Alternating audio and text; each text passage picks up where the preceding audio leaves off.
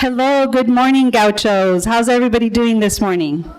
Good? Let's get more excited. Yay! It's Monday!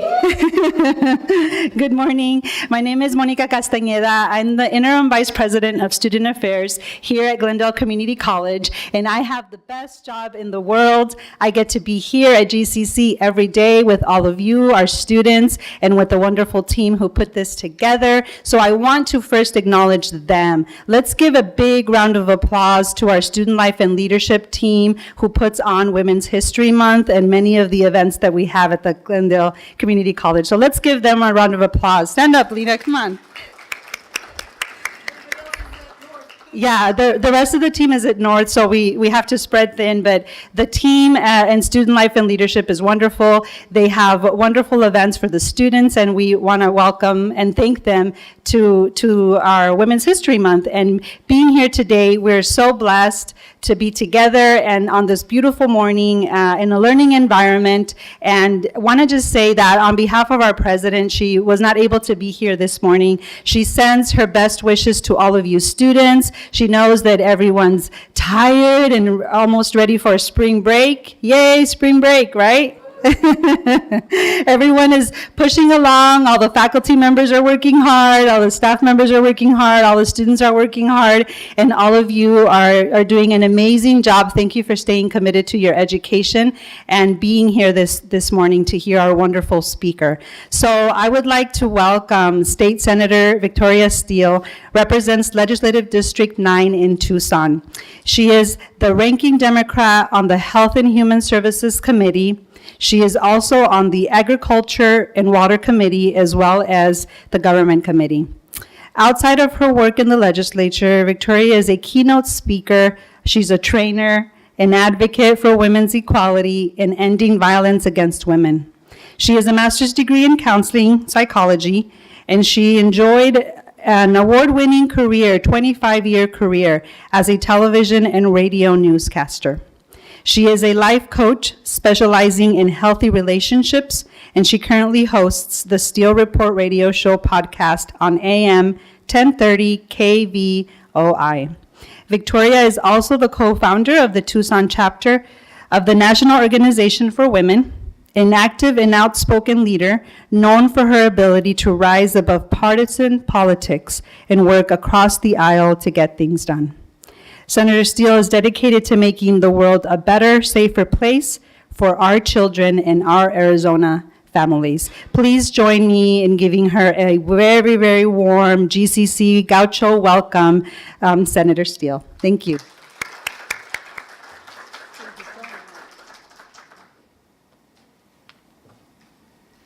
Good morning. Thank you for coming out. This is wonderful to see all your smiling faces. Some of you I have met before. There was a group of you who came out to the legislature and met with us, and oh, it was wonderful. It was absolutely wonderful. I enjoy it when people come out and see us and meet with us and take an interest in what we do with the legislature. It's kind of crazy. I mean, this year, I don't know, we got a lot of important things to do, and still I'm hearing things about nunchucks.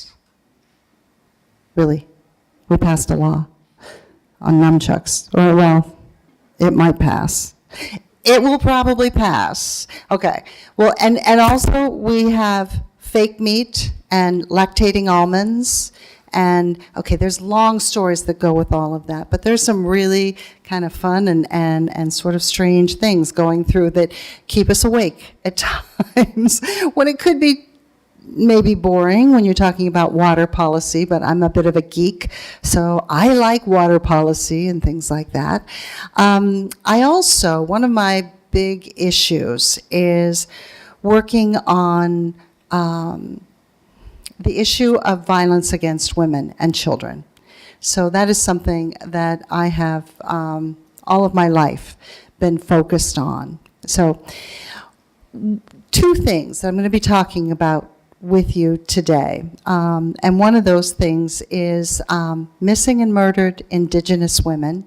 I am Seneca and Mingo that means I'm part of the Iroquois Confederacy, and my people are from Northwest Pennsylvania, New York area, around Kinzua Dam. If you're familiar with that area at all, that would all ring a bell.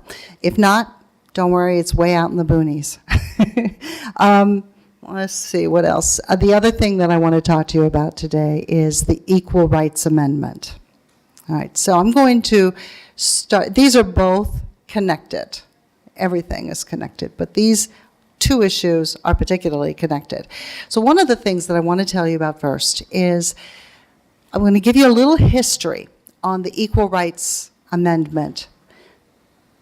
Does everybody know that we don't have, raise your hand if you think we have an Equal Rights Amendment in the Constitution. Oh, you guys are so smart. Oh, man, because 2 years ago, there was a survey done, and we learned that more than 80% of the people surveyed thought we already had the Equal Rights Amendment in the Constitution. They thought it happened way back in the 70s, and I can understand why they would think that. However, we do not. So let me give you a history on the Equal Rights Amendment, and along the way I'll tell you what it is and why we still need it. I just wrote an op-ed and I sent it into the Arizona Republic newspaper this morning, and the title of the op-ed, if they keep it, if they run it, we don't know, we'll see, keep my fingers crossed, but if they run it, the title is, it's been nearly a century. Why are we still fighting for the Equal Rights Amendment? And truly, it's been nearly a century. It's been 96 years. In 1923, a suffragette, a woman fighting for women's equality, women's liberation, 1923. Now, that movement had been going on a long time, but by 1923, a woman named Alice Paul, a suffragette, put in legislation into Congress. Again, 1923, almost 100 years ago. And this legislation, would you do me a favor, somebody do me a favor and look up the text for the ERA? Because I forgot to look that up before I came, and I don't quite have it memorized, almost, but not quite. So she introduced this text, and it didn't pass Congress until 1972. So in 1972, you got it? I do. Okay, great. Can you, when I'm ready, okay. I'll point to you, I'll give you a cue, and you hit it, okay? So she'll read us these 24 words that were introduced in 1924 by Alice Paul. It was passed by Congress in 1972. Now, because it's a constitutional amendment, it has to go out to the states and be ratified by 38 states. It was going gangbusters, and the Republican Party loved this. They took this women's rights as part of their platform.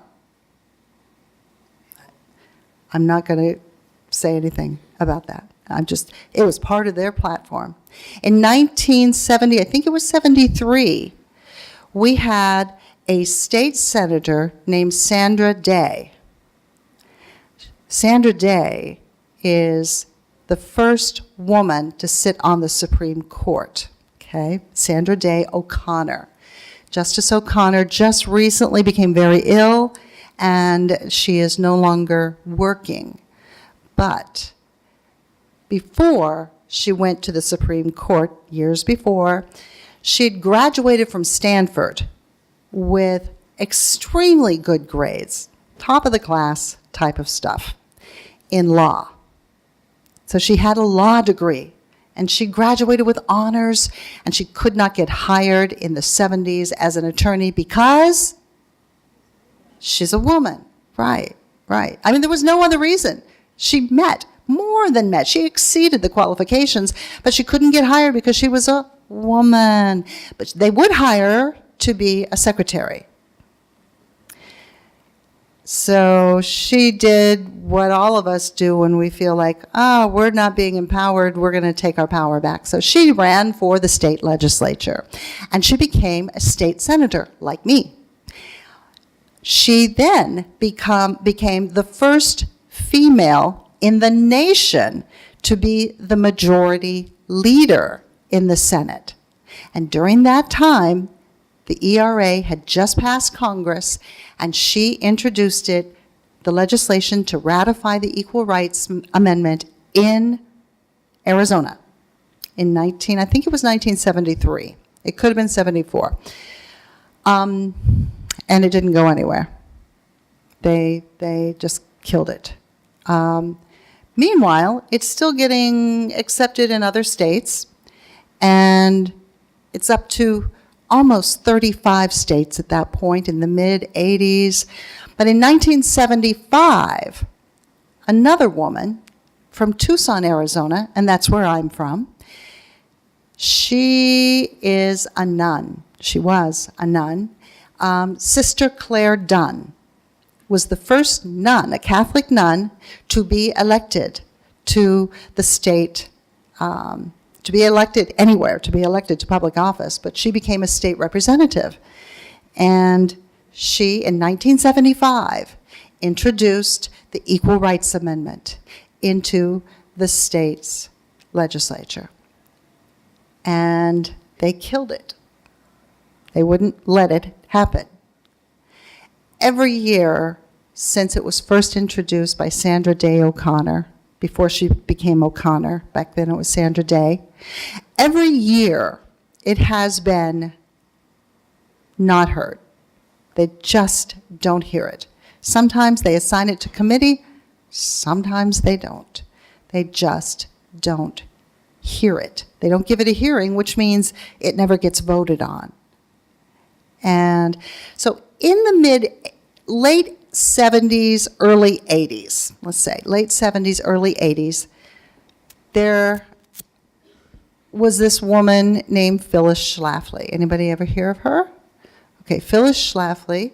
Okay, some of us that are like grew up in that era, that's a very familiar name, because Phyllis Schlafly decided that this was going to destroy, the Equal Rights Amendment would destroy the family as we know it.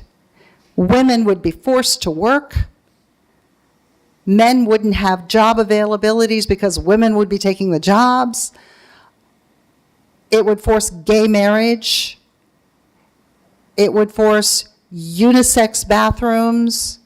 It would force women to go into the military, and it would expand abortions.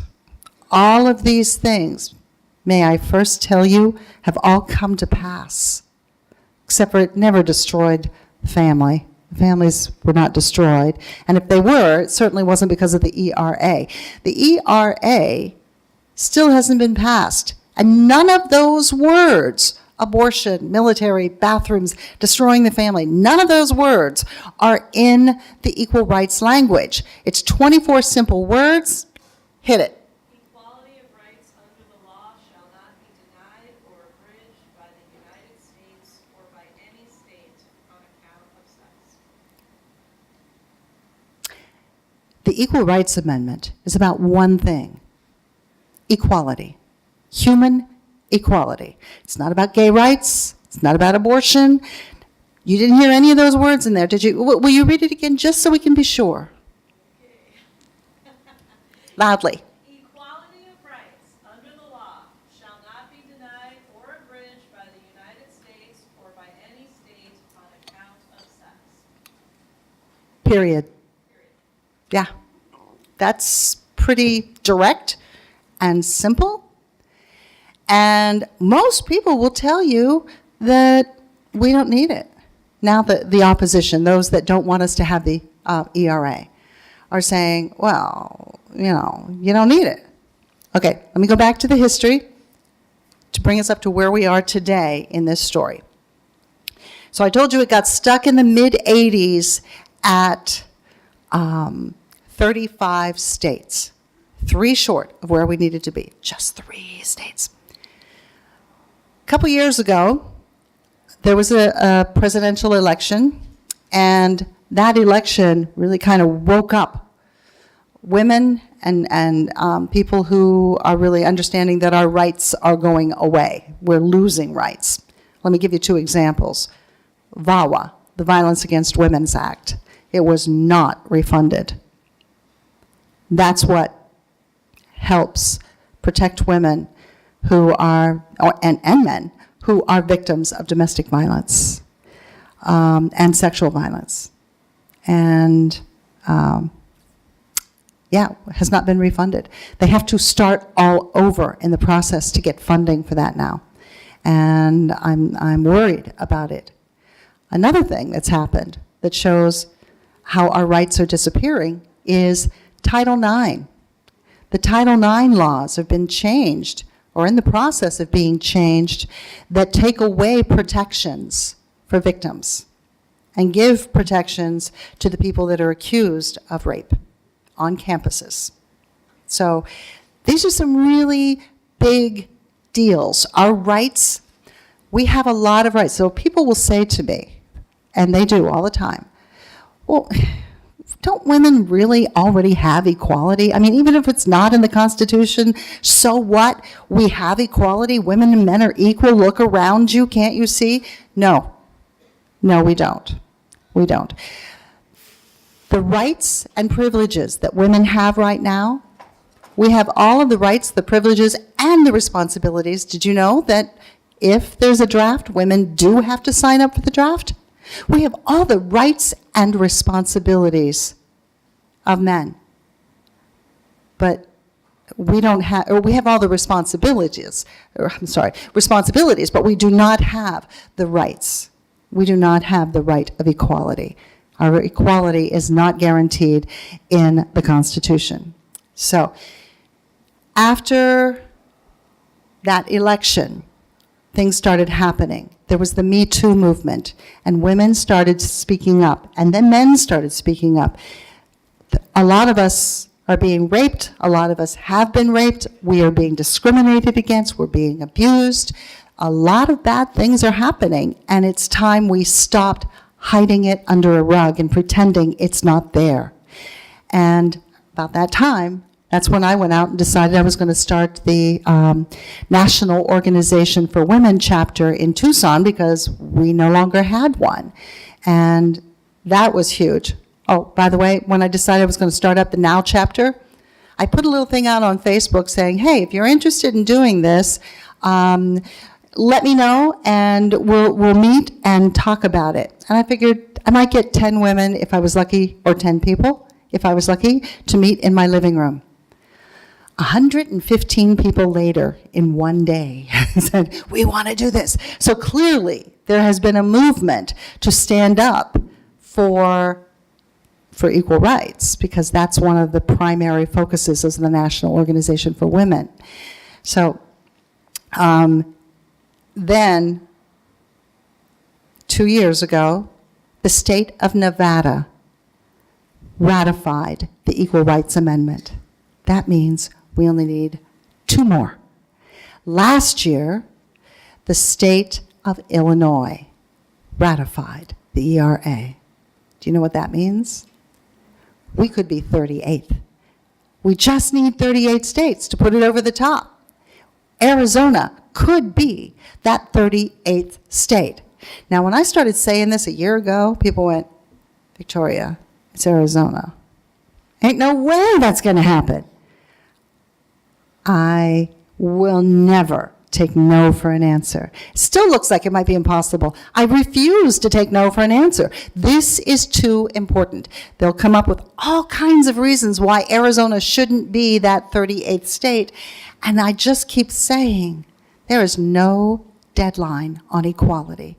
Whether this happens this year or whether this happens next year, it's gonna happen. And Arizona could be that state to push it over the top. And the momentum has been going crazy.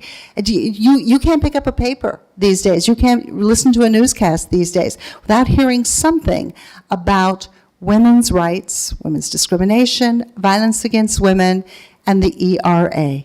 It's all over the place, but particularly in Arizona. So when I started this legislative session, I decided to put in the Equal Rights Amendment. Now, every year since Sandra Day O'Connor introduced it in 1973, I think, Every year it has been introduced, and it has never received a hearing. So this year, not only did I do this, but Republican Senator Michelle Ugenti-Rita, she also introduced this. Remember, this is not a Democrat versus Republican thing.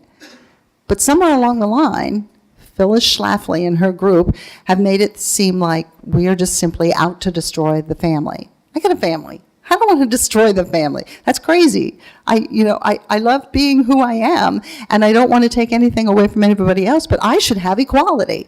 You should have equality. That's just a human thing. We should have equality in this country. We shouldn't be like Saudi Arabia, where women do not have equality. They might give you permission to drive and then take it back, or stone you because you drove, which has happened. So we need the equality. Not only have Michelle Ugenti and I put in the Equal Rights Amendment legislation in Arizona in the Senate, but Pamela Powers Hanley, she's a representative in the House, she put it in as well.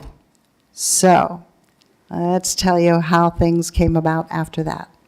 So after that, there were, so the process is a bill gets assigned to a committee. Excuse me, guys. Thank you. The process gets assigned, the bills get assigned to a committee. And in the House, the Speaker of the House refused to assign the bill to a committee. So it means it will never be heard in the House. And then the bill in the Senate, I talked to the Senate president, who is a woman, and she is a friend of mine, and I said, Senator, I really want you to put this to a committee. Please assign this to a committee and assign it to one where it will get a hearing, because we deserve a hearing. We may not get the votes that we need to pass it, but this deserves a hearing.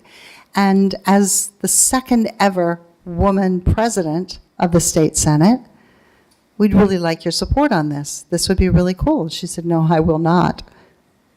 She said, I'm going to assign it to Eddie Farnsworth's committee because I think this is just going to make people, she said it's all about the money, basically.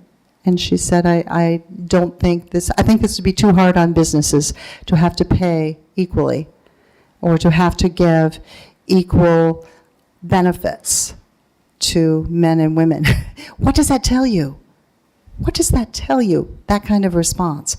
So, well, that was very concerning, but she assigned it to the one committee that I asked her not to assign it to, and that committee, that chairman, has always been the block for me, and he refused to hear the bill. And he is a Mormon, and so we thought, okay, just a few weeks ago, the Mormon church, the LDS church, went from opposed to the ERA to neutral. So we let him know, okay, it's not the church. The church is not standing in your way. You cannot use that as a reason. That cannot be your excuse. And he said, I don't like it because, and he came up with a whole lot of legal reasons. And so I just took really good mental notes.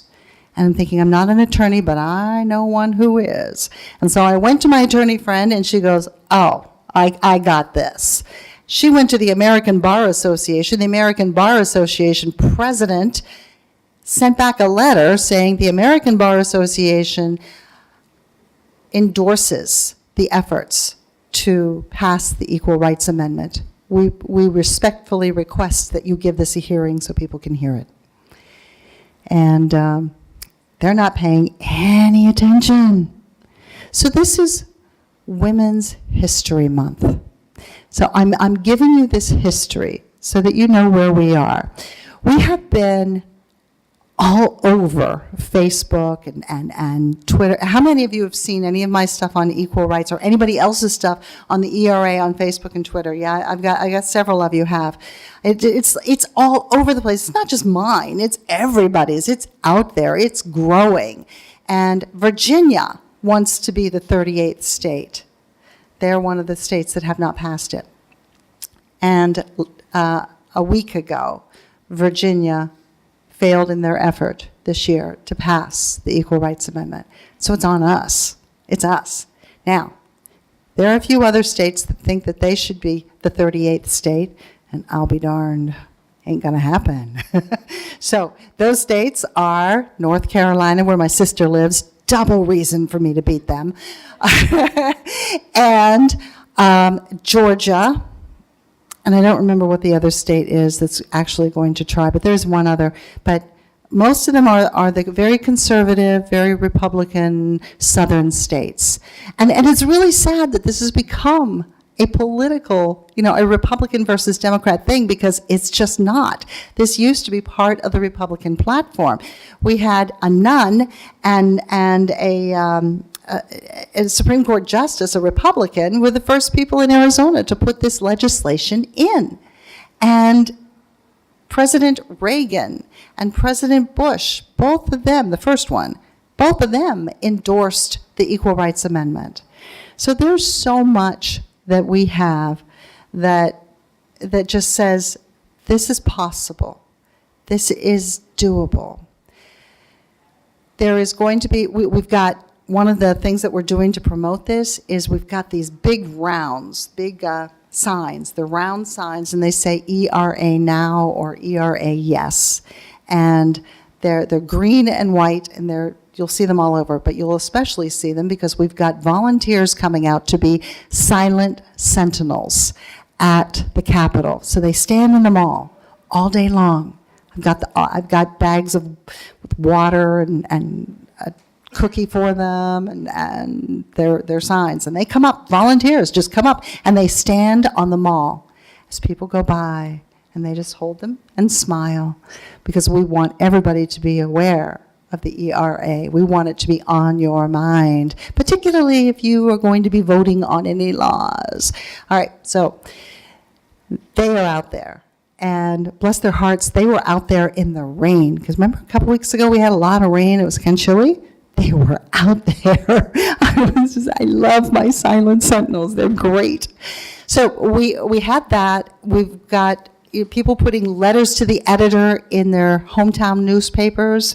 And so I am willing, if you all want to know how you can help and things that you can do, I can give you a few suggestions, and we can do that too. But you'll need to tell me, otherwise I'll just be wasting your time, and I don't want to do that. So we're not done with the ERA. There are a few little technical twists and turns that there's some tricks in the book, and I'm going to pull them out and use them. We are going to get the Equal Rights Amendment into the Constitution, and Arizona is going to be the state that puts it over the top. This is legacy legislation. The state that votes for the Equal Rights Amendment, we go down in the history books. And our grandchildren will be reading about that. And I do not want my grandchildren to say, Grandma, why did you vote against women's rights? I mean, that's kind of basic no-brainer stuff. What, huh? I don't want them to even think about that.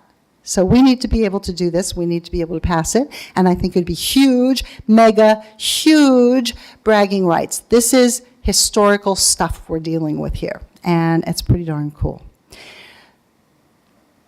Before I go on to the next topic, which is related, but before I go on to missing and murdered Indigenous women, what questions or comments do you have for me? You can say anything. And there's no such thing as a dumb question, because I always learn from you guys. And what I can learn is maybe I left something important out as I was talking about this. So, any questions? Yes?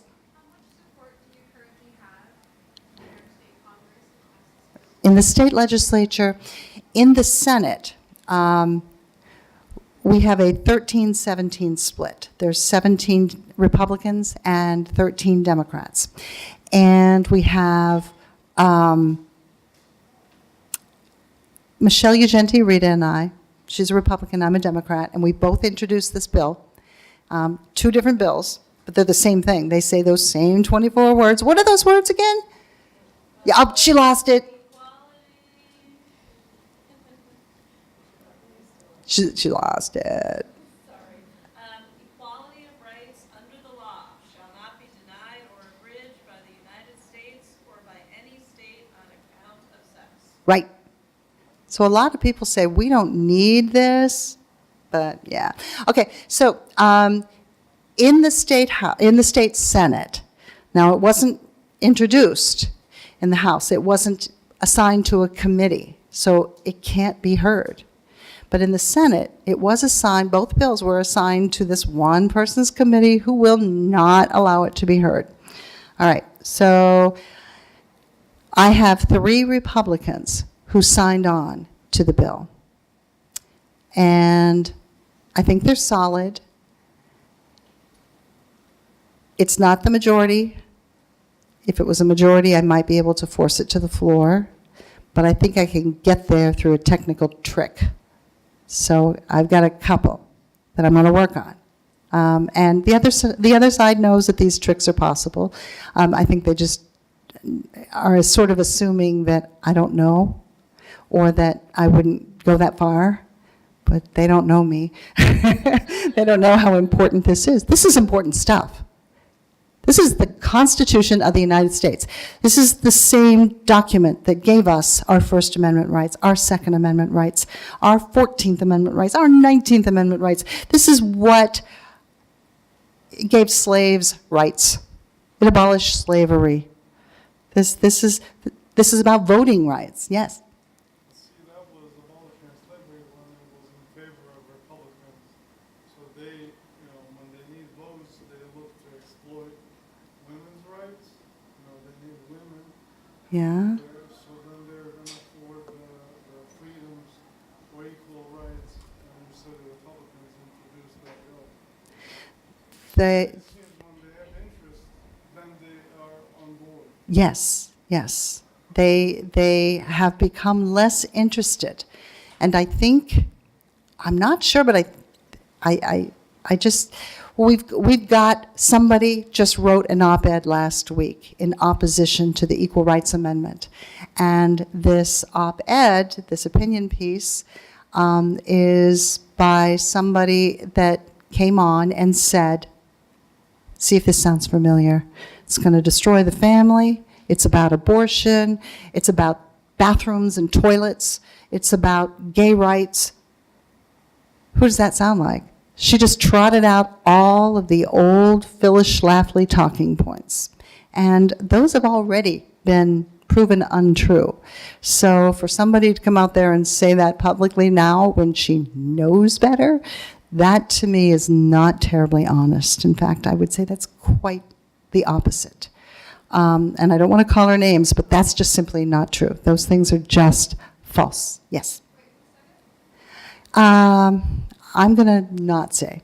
I don't want to give her any airtime. It's my presentation. Yes, go ahead. Are you able to tell us, are there, do the constitutions of sort of our peer countries, like Canada, and Western Europe, and all of these places, specifically protect and provide for equal rights for women? I think so, but I don't know that for sure. I'm pretty sure that some of them do, but I know that there are some out there, and that we are, actually, I did hear that we are in the minority when it comes to women not having equal rights in their founding papers. Yes? Did you want to say something? Oh, she's agreeing. Okay, good. Okay, so there are countries that have equal rights for men and women. And this is not having women in charge. So, okay, every time we start into the the legislature, every new term after the election, so like every couple years, we get photographs taken. And so it's like, I looked at my photographs, he showed me on the camera, he goes, "Are you happy with those?" And I go, "I don't look strong enough. I want to say the women are taking over." So he goes, "Okay, fold your arms, and shoulders back, head up, it's just like, okay, but I really don't want the women to take over. I don't. I want us to have equality. I want all of us to be standing shoulder to shoulder in meeting our needs and raising our families or finding the work that's really important to us." Yes. Do you think Representative Grantham bill will lower the minimum wage for full-time students going to pass? Not if I have anything to do with it. He wants to know if Representative Grantham's bill to lower the minimum wage for anybody over 22 or under 22 who is working and going to school. He wants to lower the minimum wage from, it's going to be $12 real soon. He wants to take it down like $7.50. You okay with that? Yeah, you guys are okay with that, right? How many people would be affected by that? You have a part-time job or a full-time job, you're going to college. Yep, a lot of you would be affected by that. That's just so rotten. And I think what I will do is, you want me to send a message back to him? Tell me what you want me to tell him. And I'll say it in committee. I think what I would suggest to say is something you can say. Oh, not allowed to use those words, those 4-letter words. You say, "Oh, heck no." It doesn't represent Arizona what Arizona should be. Yeah.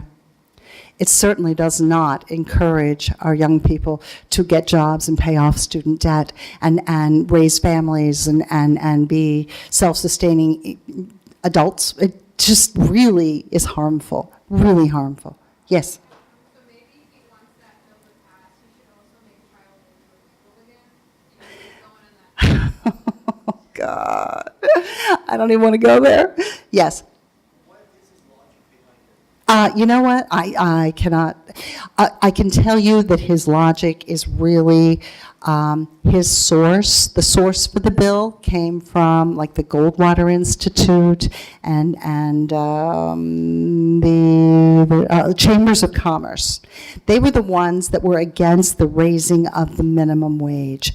That is an amendment. That is an initiative that passed just a couple of years ago, and it made it really possible and hopeful that we could have a livable minimum wage in this state. That is huge. The voters overwhelmingly passed that.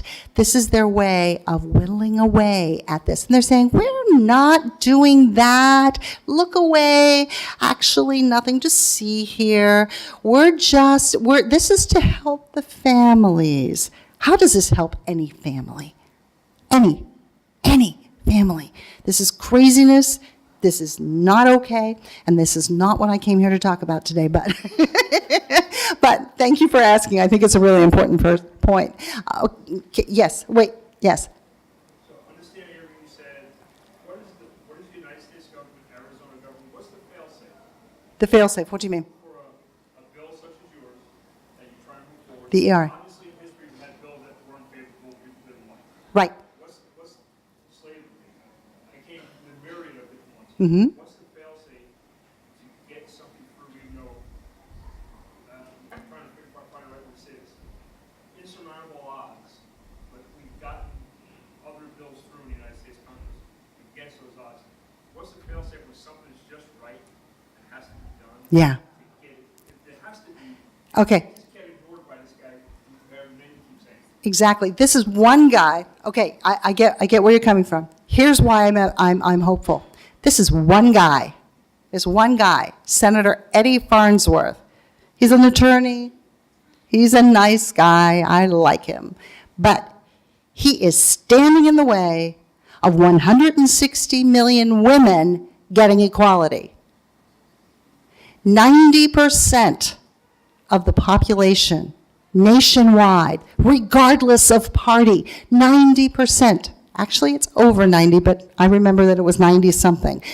90% of the population supports equal rights for women. This is not a Democratic Republican thing. So we don't have insurmountable odds. We have one guy.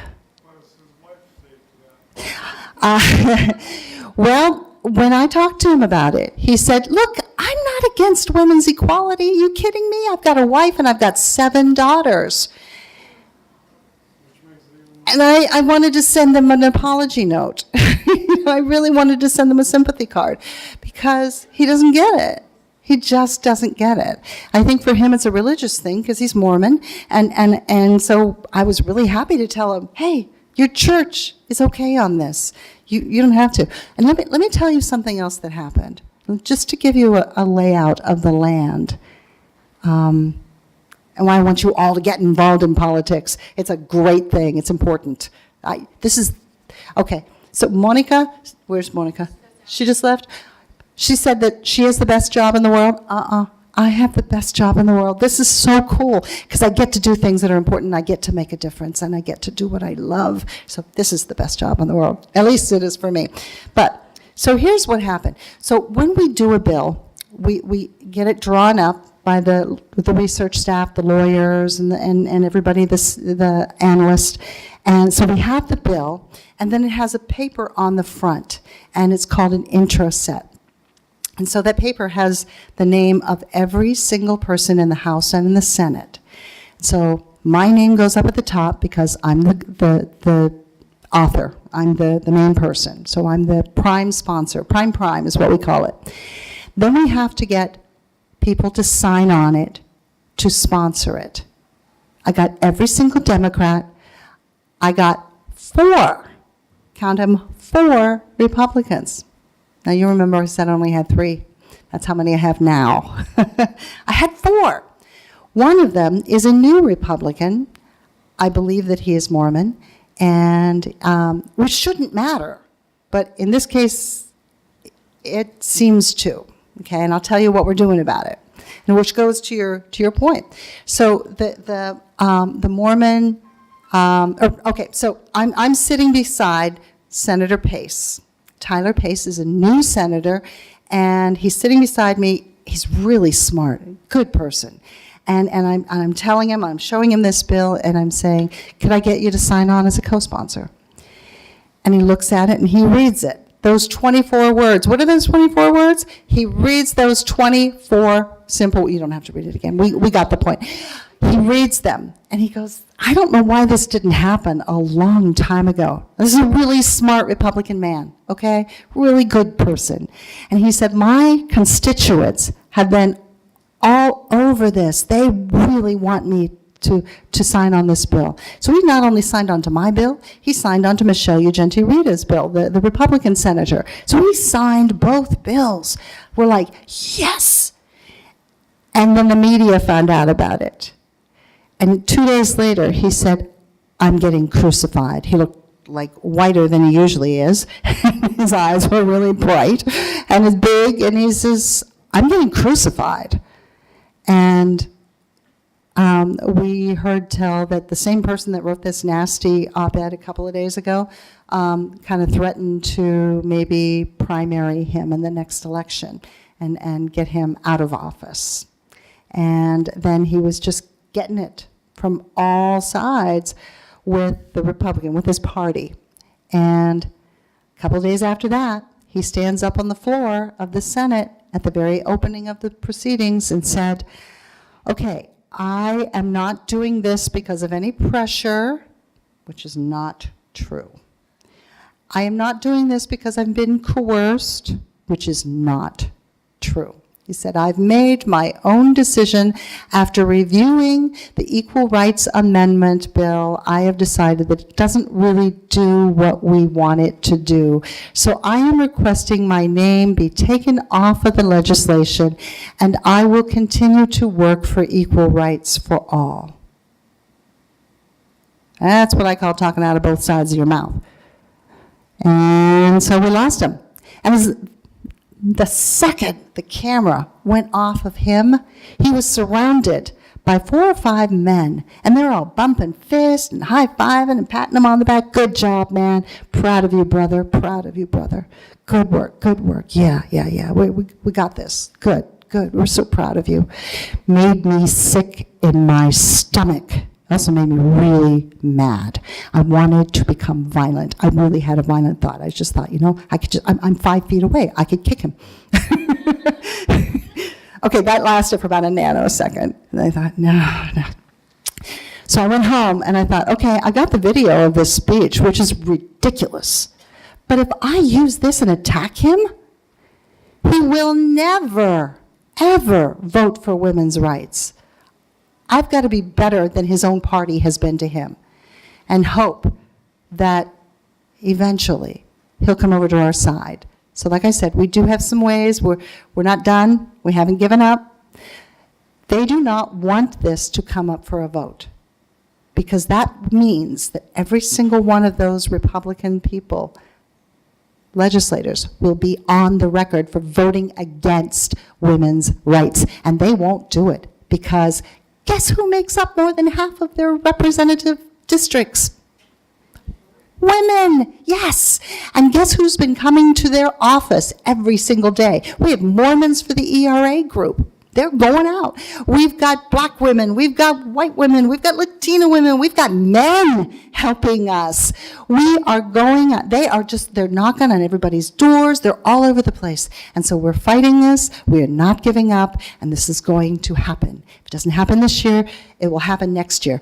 We are moving the needle further than it's ever been. We are closer than we have ever been to having the Equal Rights Amendment in the Constitution. So I want to tell you very briefly, now I don't have too much more time to talk about this, but this is equally important.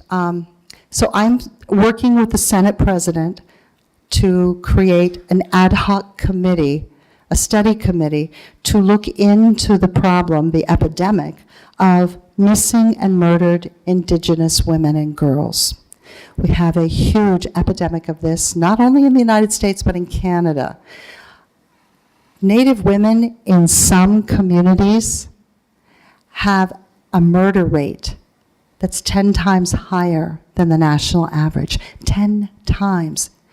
Murder is the third highest cause of death for women in Native American tribes and in off-reservation. So for Native women who live in urban areas, and the majority of Native people don't live on reservations. We live in urban areas. So there were, in 2016, we have discovered that there were like 5,000 to 6,000 Native women who were either went missing or were murdered. Almost 6,000 women reported. Only 116 of those actually made it into the Department of Justice database. What the heck is going on there? 95% of those deaths were missing individuals, never made the news, the national news. Nobody's talking about this. This is like quiet. So these women, they go missing 3 times: in life, in the media, and in the data. And if you don't have the data to show what's really going on, how can you solve the problem? So we have to have the data. So, and when I was putting together the study committee with the other people that have been working on this with me, and it's a whole bunch of people. This is just, I'm just one that's talking a lot about it, but there's a whole lot of people working on this, and I'm just one small person. But my frustration is, we've got all of these people dying and going missing, whether they're involved in drugs, whether it's domestic violence, whether it's rape, whether it's sex trafficking, and we do think a large part of it is sex trafficking. What is it? Arizona has one of the highest rates. We're like the 3rd highest state. That's just incredible. And my town of Tucson is probably the 5th highest rate of missing and murdered, according to a recent study. And that's just like unbelievable, unbelievable. So the last thing in the world I wanted to do was do another damn study committee. Because it's like, study committee, man, we're sitting around a table talking. We should be out there doing something. But we can't. Because I went to my police chief and he said, what? I've never heard of that. Send me the information. I said, no, all I want to know from you is how many missing and murdered people we have in Indigenous women or men, girls that we have in our community. And he said, I'm not sure that that's true. That's not happening in Tucson. Send me the information that you've got, and we'll meet again. That was about 2 months ago. I haven't met again. So this is why we need the study. We have to have the study. And so the study will start soon. And then what we're going to do is take a preliminary report late this year so that I can put together legislation so others, I'm part of the Indigenous Peoples Caucus at the state legislature. And that, by the way, is a growing group of people. We now have, I believe, 6, maybe 7 members in our caucus, and that's a wonderful thing. But, and men and women, and both in the House and the Senate, so that's the Indigenous Peoples Caucus. And we're going to be heading up the study. And I'm really happy to say that. I'm really, we've only got a minute or 2 left, and I want to make sure I'm not leaving anybody out. Anybody have any questions, any comments? How come we're stuck in a state where the women's rights, and most, well, at one point Arizona was referred to as a women's state. How are we stuck here? I know. I don't get it either. I really don't. Especially back then when women were even less. Yes. I mean, we've had more women governors, Democratic, Republican, even today. We've had more like women in positions of government than just about anywhere. I mean, it's changing all over the country. It's changing over the last 2 years. Things have been changing quickly. But I think that's pretty cool. I think that's pretty cool that it is changing. So why do you think we're stuck here where the women are most in the legislature? So one would, Yeah. sense would say that, well, we should kind of be the leader. Yeah, I think there's a one-word answer. It's called misogyny. Misogyny. It means hatred of women. And I think that it's been my experience that there is a lot of that around. And I think it's based on fear, and I'm not all that scary. I'm a woman, and I'm not all that scary. And I don't think most women that I know are all that scary, except for my sister when she, hasn't shaved her legs or something. I pick on my sisters all the time. But we're not scary. We're just not. And women's equality shouldn't be scary. And so I think there's a group of men out there that are really afraid that if women get equality, they lose. The men lose. And that's just not true. And that's why it's really important for men to speak up. Like, you're asking some really good questions. In that sense, where you just said that it's actually the problem is men, not the women. I would say men have been in power. Men have been in power. Men are insecure about themselves, so they feel threatened. Well, men have been in power in this country for a long, long time. But I can tell you that my ancestors are Iroquoian. And the Iroquoian people, before the Westerners came in, we had a matriarchal society in which there was a balance of power between men and women. And that worked out really, really well. But when the white leaders, the Europeans, let's say, when they came in, they decided that they were not going to work with the women. They would say, take me to your leader. And when they would show them a woman, they'd say, no, I'm not going to work with her. Show me a man. Show me your leader. Come on. And it's kind of our early roots. That's the history. So, all right, guys, as some of you are leaving, we're past time. I know you got class and lunch and all of that. And thank you so much for allowing me to be here. Thank you. I've got business cards. If you want my business card, you can do that. Or I can just tell you that if you need to contact me, it's V Steele, and Steele has an E on the end. It's vsteele@azleg.gov. Okay? Thanks, guys.